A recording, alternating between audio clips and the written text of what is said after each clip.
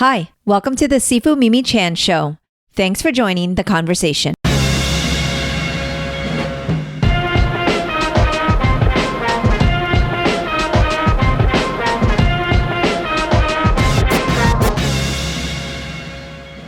This is one of the most important and difficult conversations I've had on the show. Although we are at the end of Child Abuse Prevention Month, I wanted to share this episode again to bring awareness to the subject. Please listen with an open mind and be mindful of any emotional triggers you may have listening to this episode. As many of you know, I am a survivor of childhood sexual abuse and only began sharing my story a few years ago. Last year, I had the privilege of touring a local child advocacy center in Orlando called Kids House and interviewed the CEO Juliette Kong. Kids House is dedicated to preventing child abuse and helping child abuse victims and families by providing coordinated services in a safe, child-friendly environment from report and investigation through treatment and resolution. Juliette has been working with Kids House for 20 years. Her passion for preventing child abuse and working with the victims and their families is unwavering. I was completely in awe, speechless, and in all honesty, tears after experiencing the Walk in Your Shoes tour. I challenge you to take a moment to think about any child in your life that you care about and how you would feel if you found out they were being physically, sexually, or emotionally abused every day. I am shocked and horrified by these statistics. 5 children die every day from child abuse. Every 48 seconds, a child is abused or neglected in America. There are many ways to support child abuse prevention. I encourage you to find a local center and visit to learn more about the reality of child abuse. If you are in the Orlando-Sanford area, Kids House is an incredible facility with an unbelievably caring staff.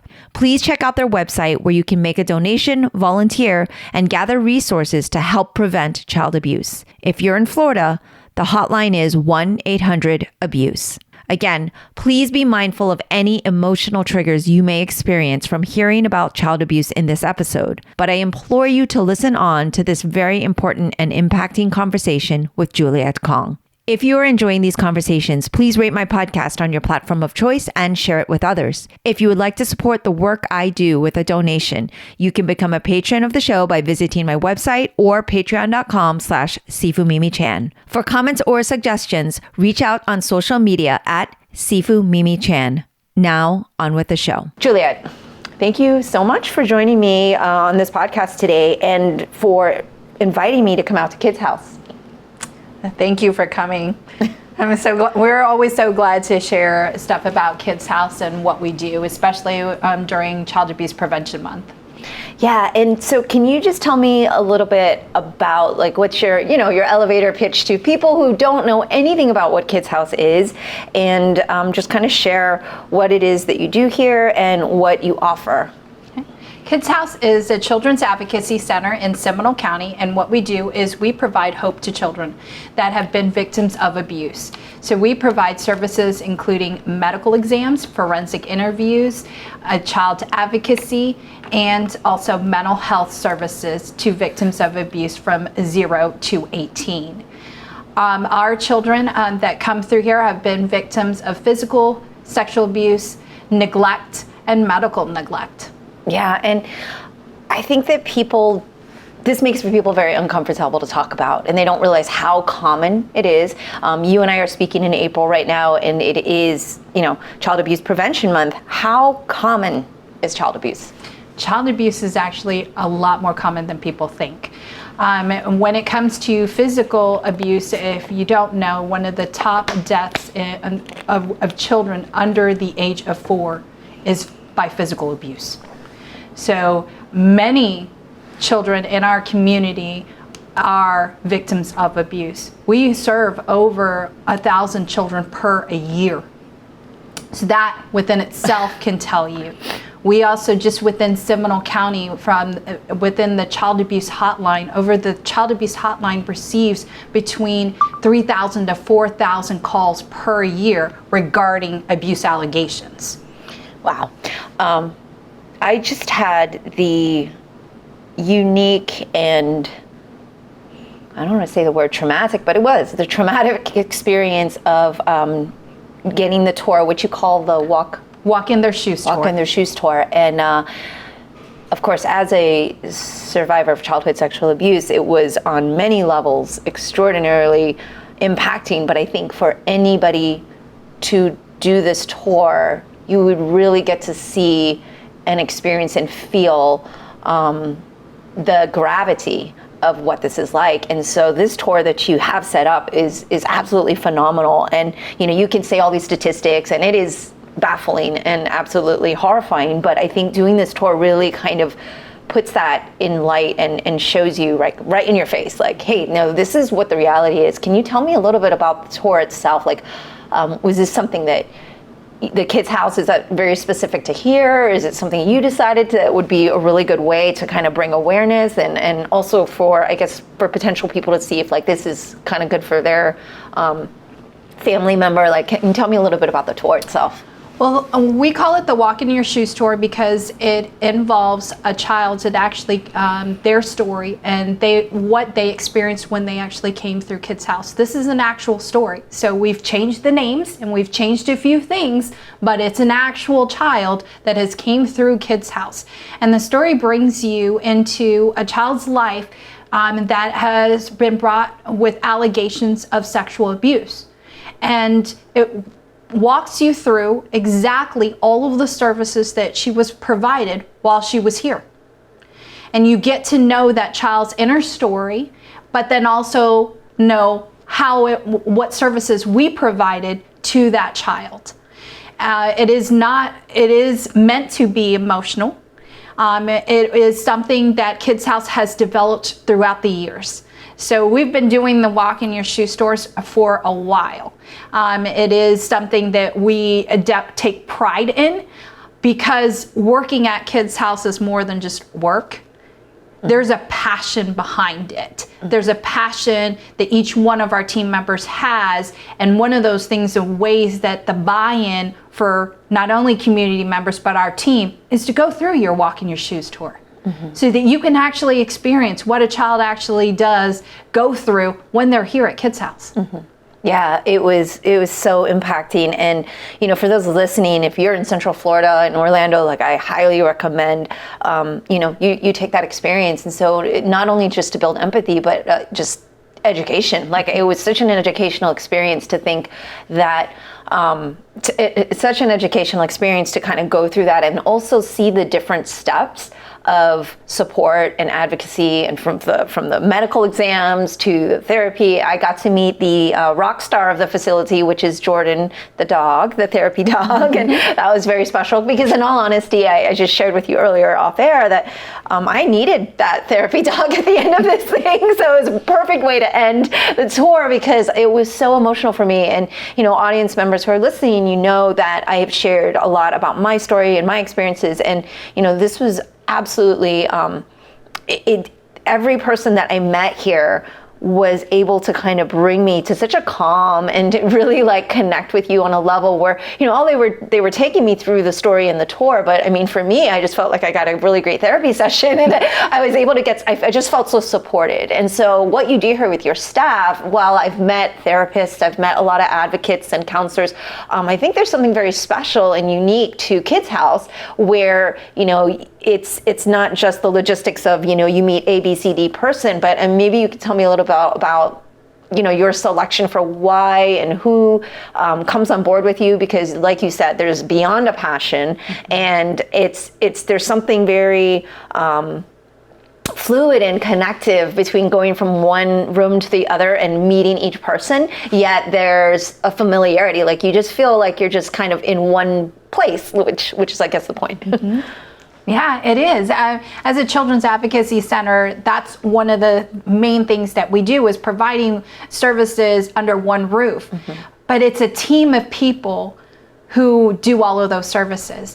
One of the things that we all can agree on as a Kids House team member is that when that child walks in through that door, nothing else matters. So when we hire, that's what we want to see. We want to see that that our culture, that you already have it instilled in you, that when that child comes in, everything else doesn't matter because that child is the main focus right there. And that's how it is, for how you felt going in. That's how a child should always feel when they're coming to something. They're talking about something most private, and they may have never spoken about it out loud. But we have to set that tone so that when they do come here, that they are able to open up and talk about the most private things that they've never talked about. Mm-hmm.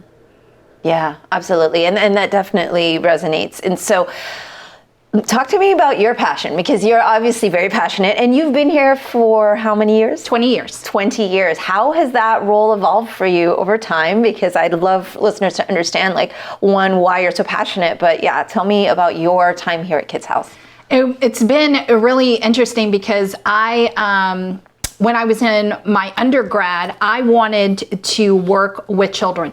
From the get-go. So I wanted to be a guardian ad litem. And if you don't know, guardian ad litems don't get paid. They're volunteers. Mm-hmm. So once I saw that they were volunteers and they don't get paid, I had to figure out what I wanted to do with children. And so that's where Kids House actually came about. Kids House was my first real job out of undergrad. Mm-hmm. And I was actually hired first to implement their case tracking system that would track all of the cases. So that's why I was hired. Mm-hmm. Originally, that was the position that would get me in the door. Well, within a week, the executive director at the time realized I had case management experience, mm-hmm. and she promoted me. She promoted me, but she still kept me as case tracking too. So I've had multiple jobs throughout Kids House throughout my 20 years. And my passion, really the resonation for me when it comes to Kids House and why I've been here for so long, really comes from the fact is how many places are you able to go to where you see a child so broken that, I mean, I've seen a 5-year-old, even less than 5, have suicidal ideations, so won't even talk, won't even say anything to you. But then weeks after they've come to Kids House and meet with our therapists, the drastic change. You don't have very many places that you actually see the brokenness turn into hope and actual physical change. Mm-hmm. That's what Kids House does. So my passion is the fact is that that's exactly what we do every day. Mm-hmm. So that fuels me for sure, as you can see and hear, because I know how much each child, any child who's been broken and gone through so much trauma, they deserve to have the services that we provide and the way we provide it. They deserve that. So when it comes to our team, when you sit there and you think about it, is we expect nothing less that you do have that type of passion. Because once you act, as you did, once you go through the tour, or even if you just walk into Kids House, you feel it. It changes you because you see the change in what these services do for these children, mm-hmm. and how important and valued it is. Absolutely. And what have you found to be the most difficult part, though? Because I know that it's an inspiring job, because you clearly are getting that what you just explained, that gratification of seeing, but what's the most challenging part for you, I guess? Is it actually hearing the stories? Is it, there's so much involved. What have you found that's been challenging, and how do you cope with that? That's been a growth. That's been a natural growth. I think that anyone that comes into child welfare, period, it's not just Kids House, in child welfare, it's going to expose you to emotions that you never thought that you would ever experience, because of the fact is that you also don't realize, until you read these stories and you really hear these stories, how inhumane people can be, mm-hmm. to these children. So yes, I will tell you from my standpoint, I feel if the stories don't affect me, then I shouldn't be here. So I don't feel in which that you should be desensitized to it, because then you shouldn't be here. It's when it does affect you is what will motivate you to continue to do the work you're doing. So that's where I'm at. It's like, I will tell you, all of those stories affect me. And the fuel and passion that you see, you have me sit around a table in which that I have to talk about a child's death and how passionate I get.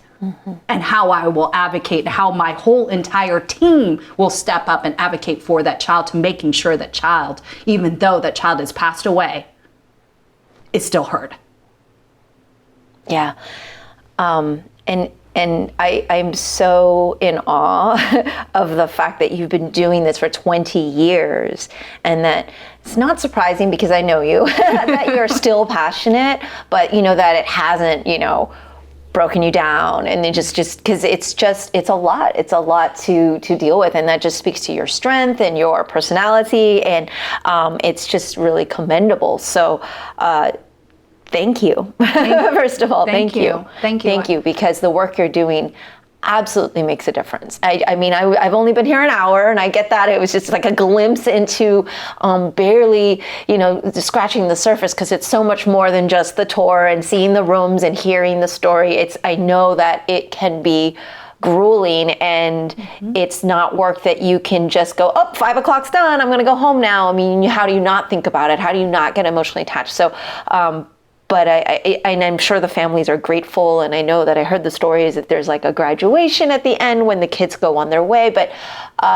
for those that are not directly involved, I think that you need to hear that people really appreciate what you're doing, because it's something they don't want to see, they don't want to hear, they don't want to think about, it's uncomfortable. And I always believe that these are the conversations that need to be shared and had, because that's how we grow and learn. But thank you on behalf of all those that haven't told you that, or that aren't in it, right? But you are appreciated, and the work you're doing is very commendable. Well, thank you very much. I really appreciate that, and I know that my team appreciates that too, of that, just the work is not easy. I want you to, just as a side note, to know is that it's realistic that it hurts us all. It affects our team, my team members, certain cases that come through here, and we don't even call them really cases, it's these children affect us. But that's where we also have a precedent that then we talk about it. You will see each of our team members talking to each other as supports, because there are times in which it is not easy. Same for me. It is not easy, because some of these cases come back to back, and it is hard. You think you've heard it all, and then you get surprised. And but our team absolutely takes care of themselves too, in which that's where we always do check-ins. And we also making sure that that we have this open communication of just being able to talk through those clients that come in through here. Yeah, and Patrick shared with me, and who took me on my tour, that I think it was just in a month you've had 54 cases. And that's shocking, because that's just your cases, right? So that doesn't mean that's what's going on elsewhere, like where child services steps in or law enforcement has had to deal with. I can't even imagine what you shared beginning with the statistics, but just kind of seeing that come through here. And just from a general standpoint, so how do people find you, or how do you get connected with the kids that do come through here?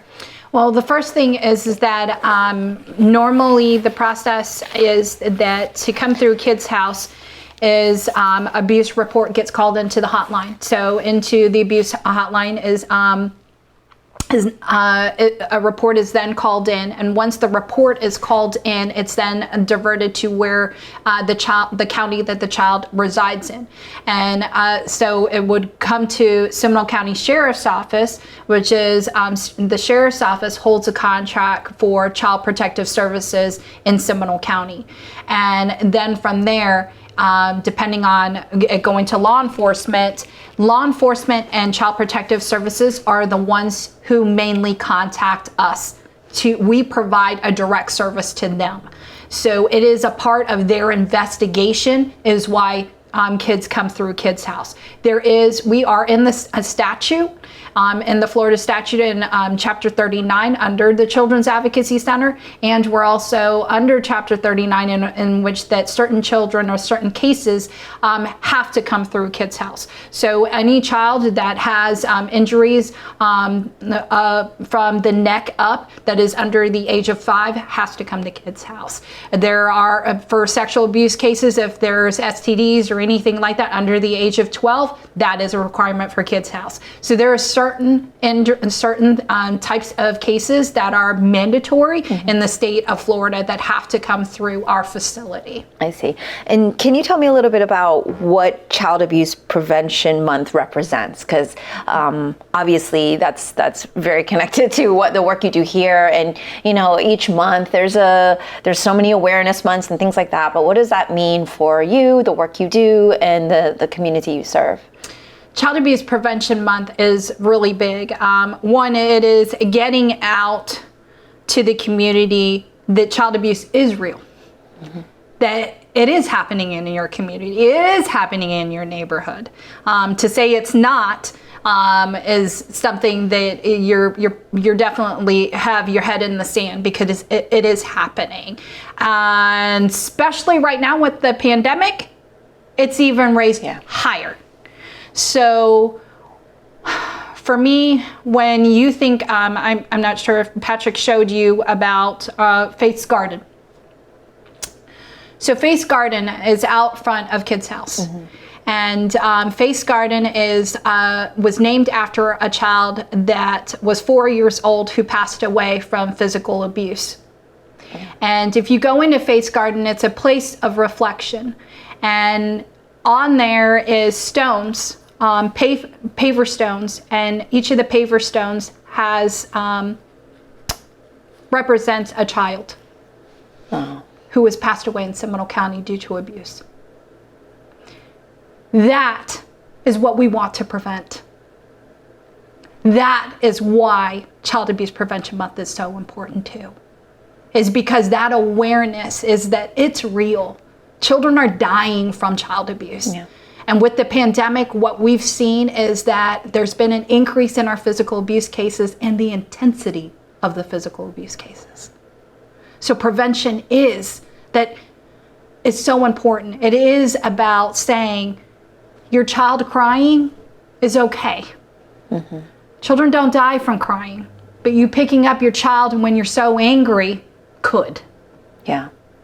Can you talk a little bit about how the pandemic has affected? I know you just said there's been an increase, and I'm sure from a psychological standpoint, people will be like, well, they're angrier, they're stuck in their homes. But I've also heard, cases where, because I'm fortunate to work with kids as well, where, parents are like, well, we've had to remove from the other parent that's been abusive, but then because of COVID, the court was shut down, and it's just been, I've been hearing horror stories and how it's negatively impacted kids and their safety.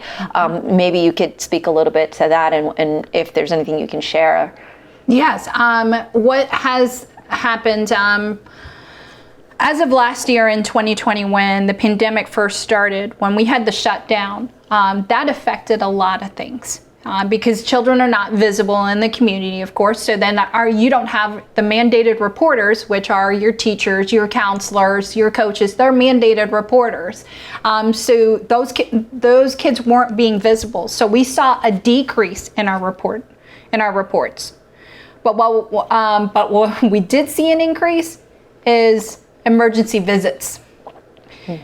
And the emergency visits to the hospitals, because these kids' injuries are so intense and they're requiring actual hospitalization, is what we actually saw last year. That's really hard to swallow, because then when you're talking about the stressors, we can't minimize any of that. Because families are struggling. They're struggling financially. They're struggling to figure out how they're going to, where they're going to live, about their jobs. They're also, some of them were caring for their children 24 hours a day, 7 days a week.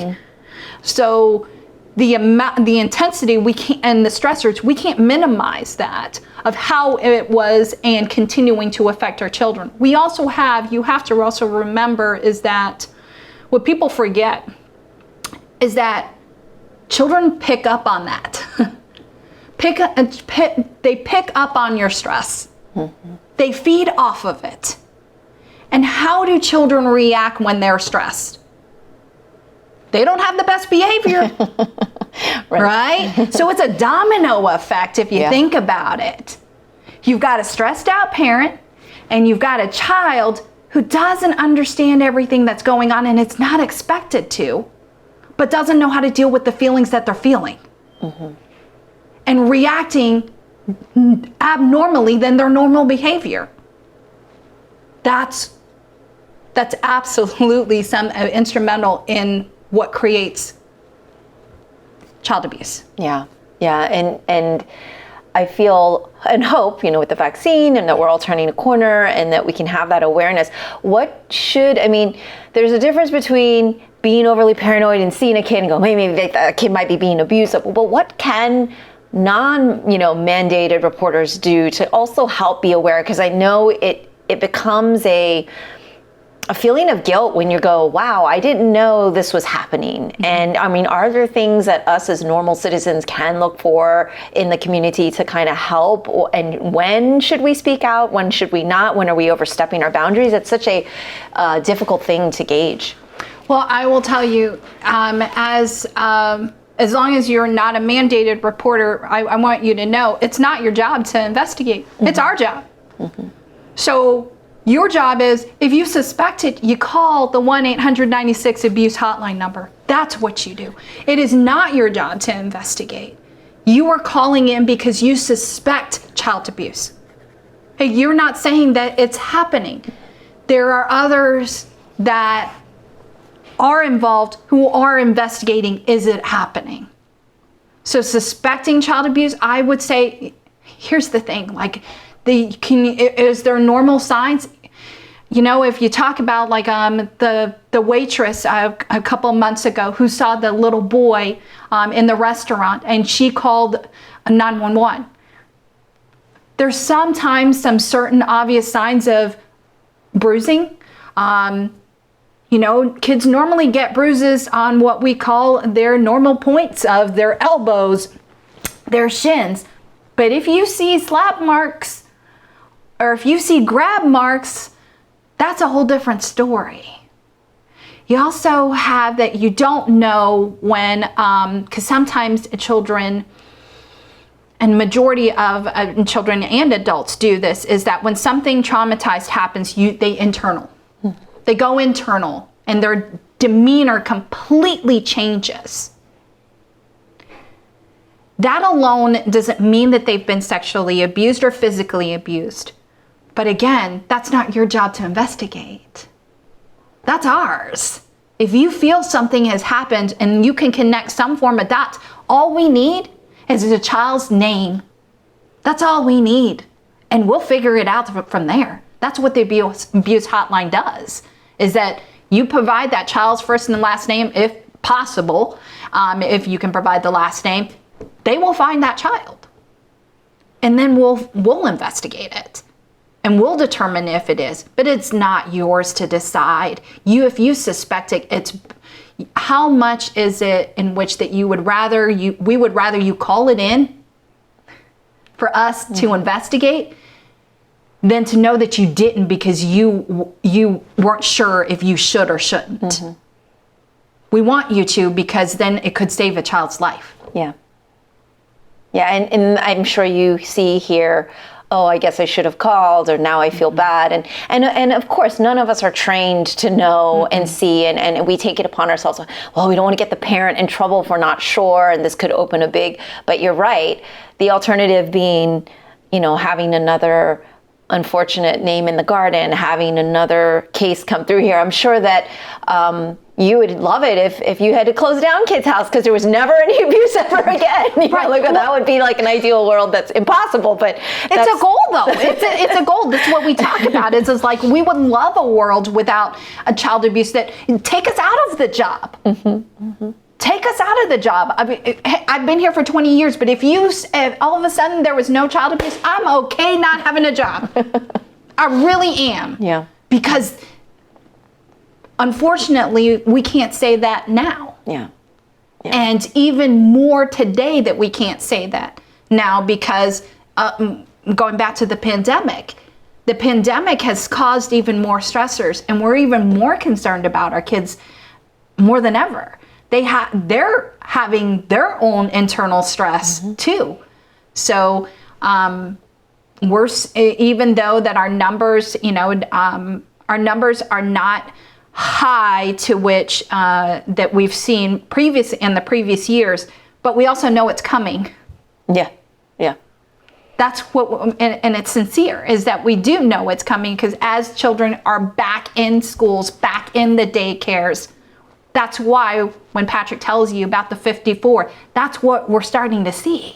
We're starting to see the increase. Yeah, and then literally, like, children who are being abused are being locked in their home with their abusers. Because typically, and you can correct me, is it normally someone they know, a parent, someone close to them? It's usually, the abuse is usually by someone known. Correct. Yes. For unknown alleged perpetrators, it's less than 2%. It's almost about 1%. So you're exactly right. I mean, it is, normally they're in a caretaker role. They're watching the child, like that's exactly how it is. You can, for us, we always can't say this is the cause of child abuse. There's multiple things, multiple layers, because you're involving humans. So with our multiple layers, there's multiple different things that lead to child abuse. And there's not, for us, we can't sit there and say that one thing causes child abuse. We can't. Yeah, and would you say that amongst the kids that you've, the people that have come through, is it normally where the kids don't even realize what's happening versus the ones that have tried to speak out and are not believed? Like, I know that those are kind of your two, I know there's more nuance, but there's two scenarios where, kids are not believed. They're maybe told someone, hey, so-and-so hit me or touched me or whatever. And I know that kids are often not believed. And then you also have the kids that just, they didn't really know that this was wrong or that things were happening to them. And so is there one of more or the other, or is it just a mixed batch? There's more, I will tell you, with the Me Too movement and more awareness that is out, there has been more of your, I didn't know that this was wrong. Our majority of our sexual abuse is children over the age of 10. And a lot of times it's been going on for a lot longer. So it is awareness when it comes to that. They didn't know. This stuff isn't talked about in schools. Seminole County Public Schools is involved in Kids House. But that's not something parents want their kids to actually have that somebody else talk about those things. That's not. So sometimes it's not until they're a lot older being older than 10, that they're told through passing or something that, wait a minute, I saw this on TV, so wait, that's not normal? That's not normal that dad beats me on a consistent basis when he drinks? Some of them don't. That's their home, and that's all they've known. Yeah. And you bring up a really, really important point, and that was one of the main reasons that, that light bulb went off. One is the ignition of the Me Too movement and that awareness. And in me wanting to share my story was, educate your children. It's such a taboo. I'm Asian American, and so you don't talk about stuff, you don't talk about this, you don't talk about that, and therapy is for weak people, all of these things, right? And so I feel like there is such a disconnect between the education of one as a parent, and it's hard. You and I talked earlier, like I'm full admit that that's too hard of a job for me, and I can't take that on, so tip my hat. But if you are a parent, it is your job to educate your children and to teach them body awareness and to be scientific and medical about it. Like, we have to break that stigma. And then the second part of that is the whole school thing, right? And then you have lots of protests about what they should and shouldn't learn, and then these opinions. But do you believe that would prevent more of these cases if there was better education? Better education, not saying that it has to be in schools, but better education, absolutely, yes. I mean, that's where it comes back to where prevention and awareness. Prevention is different than awareness.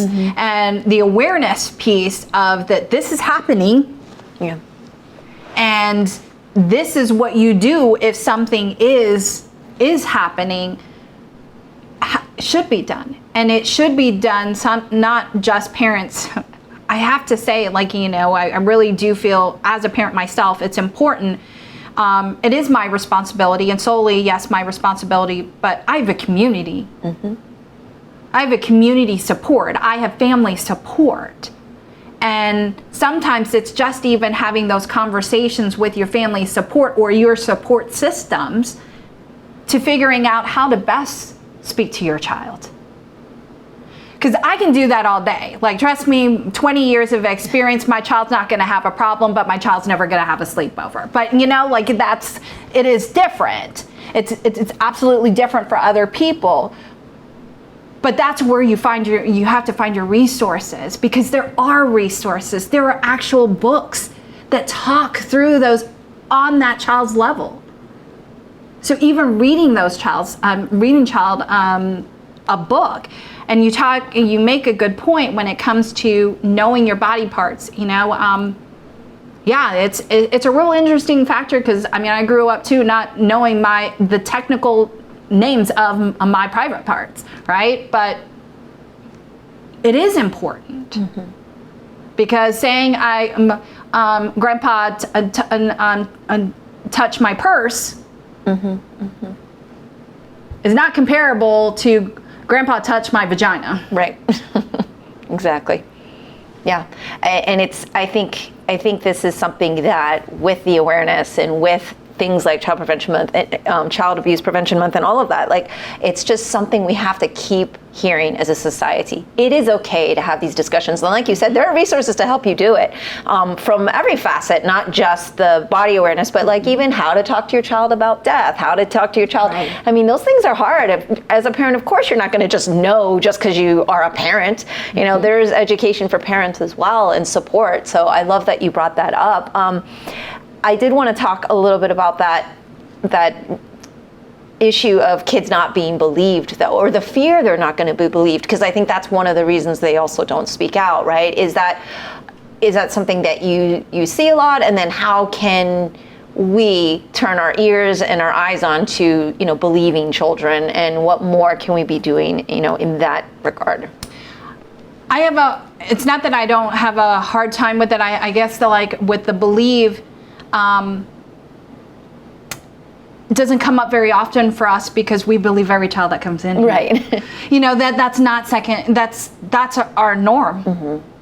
Is that every child in here is believed, regardless, even if there are some things that might not be believable per se, or could not have happened because of time, whatever. There's still concerns there. There's still concerns for that child. So we believe that regardless, this child needs services. Let's provide that child with services. Let's make sure that the services that they're being provided are the right services for them.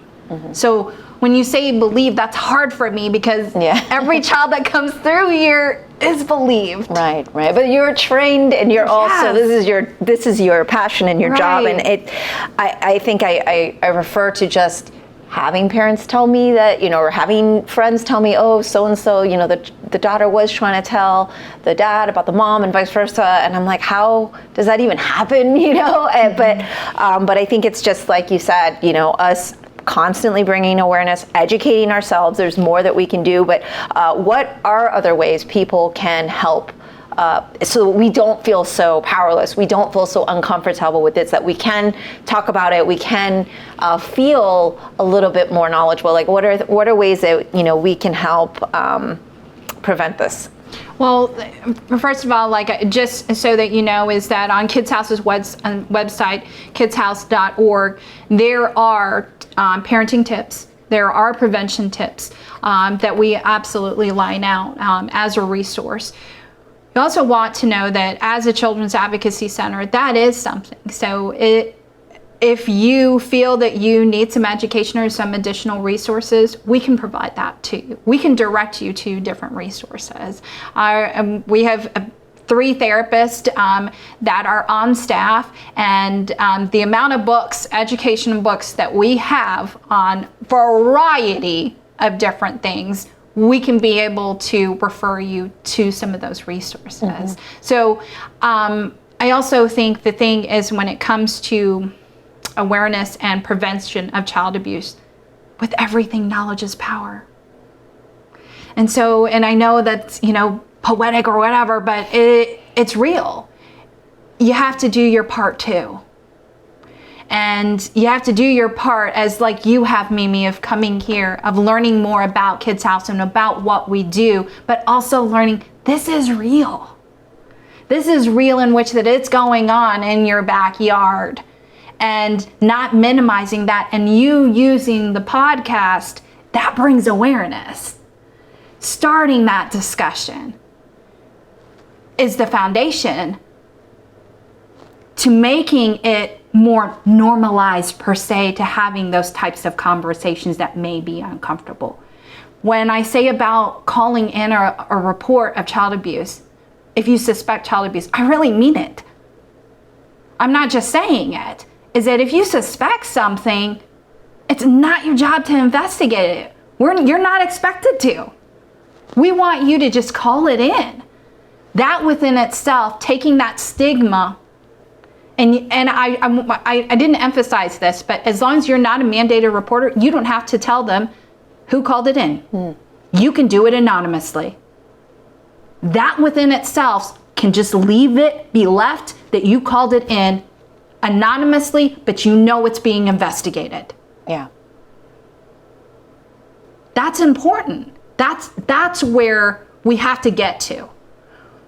You talk about prevention. Prevention means is that if something's happening, that people are now calling it in, versus what you're saying is, I knew it was going on, but I didn't want to get involved. Mm-hmm. Or I suspected something, but I didn't want her to get mad at me for saying anything.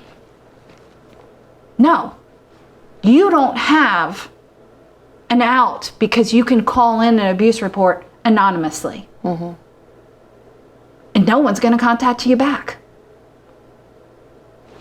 And I will tell you, under Chapter 39, it states that even if you call in a report, as a reporter, investigations cannot tell anyone who actually called in the report. Okay. It is not public information. Yeah. Yeah. Well, that takes, I think, the pressure off, and encourages people, absolutely, keep your eyes and ears open and be part of the solution and not a bystander. It's interesting, this totally ties in, because of course there's a lot of dissonance, a lot of civil unrest. I'm doing seminars on bystander intervention training and harassment training for, all the anti-Asian hate. And so, you being a bystander and not speaking out or being an advocate or doing something, you're still part of the problem. Correct.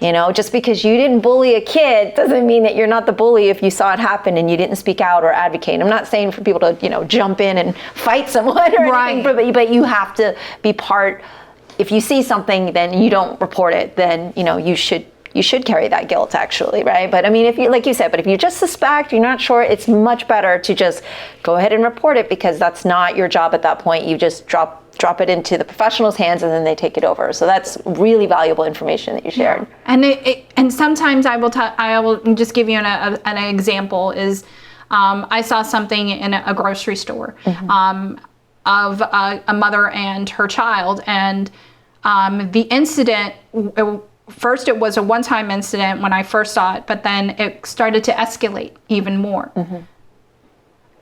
Yes, my training was normally of like, oh, heck no. Like, this is not happening in front of me, right? In order to not escalate mom, what I did was try to engage the child. So to calm mom down. Then I went to the front and I reported it. Like, you know, like, but that's what for me, trained wise, is that I knew that if I needed to intervene, but if I intervene and saying, don't do that, mom. Right, yes. Mom's not gonna just hit the child, she's gonna hit me too. But if you try to figure out a way to de-escalate it, and then afterwards it gave me time to just go ahead and call in a report. But that is our job, is that if we say, and I wholeheartedly believe this, if we say that we live in a community, isn't that a community's job to protect one another? And if it is our job to protect one another, as you stated, why aren't we stepping in? Why are we just being the bystanders? Absolutely. I know you have to get on with your day. You have a lot of important work to do. I really appreciate you taking the time to talk to me about all of these issues, bringing awareness and educating me personally. So thank you for that. Is there anything else you'd like to share with our listeners? I will list, of course, Kids House and all the links that you're sharing with me, but is there anything else you'd like to share? No, I just want to say, just remember the hotline is 1-800-96-ABUSE. That's the most important number. Absolutely. There you have it, everyone. Please call it in. And thank you so much, Juliette. Absolutely. Thank you for having me, Mimi. That's all for today's episode. Thanks for listening to the Sifu Mimi Chan Show. Please subscribe and rate my podcast on your platform of choice and leave a review. You can become a patron of the show at patreon.com/SifuMimiChan to help keep this podcast going. Follow me and interact on social media at Sifu Mimi Chan on Instagram, Twitter, or Facebook.